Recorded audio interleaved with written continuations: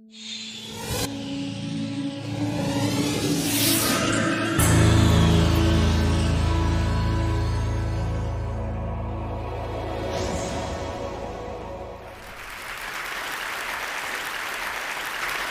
few years ago, I felt like I was stuck in a rut.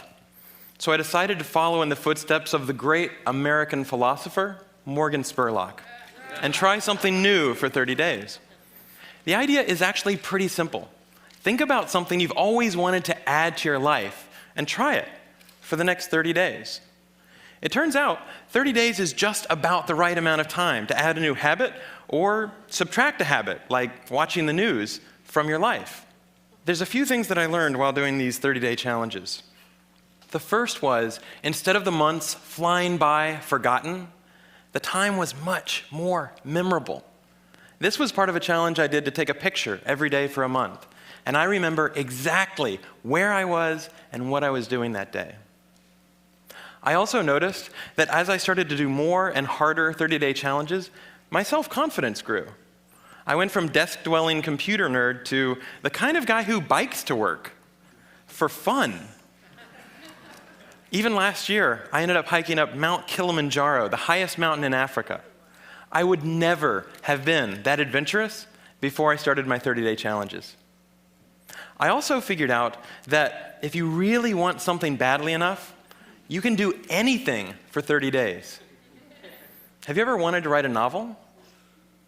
Every November, tens of thousands of people try to write their own 50,000-word novel from scratch in 30 days.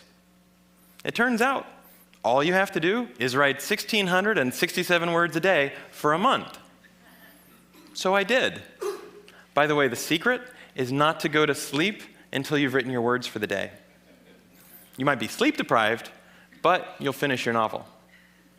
Now, is my book the next great American novel? No, I wrote it in a month. It's awful. But for the rest of my life, if I meet John Hodgman at a TED party, I don't have to say, I'm a computer scientist. No. If I want to, I can say, I'm a novelist. So here's one last thing I'd like to mention. I learned that when I made small, sustainable changes, things I could keep doing, they were more likely to stick.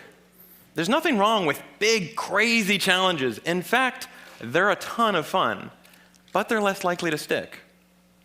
When I gave up sugar for 30 days, day 31 looked like this. So here's my question to you.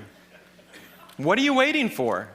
I guarantee you the next 30 days are going to pass whether you like it or not. So why not think about something you have always wanted to try and give it a shot for the next 30 days?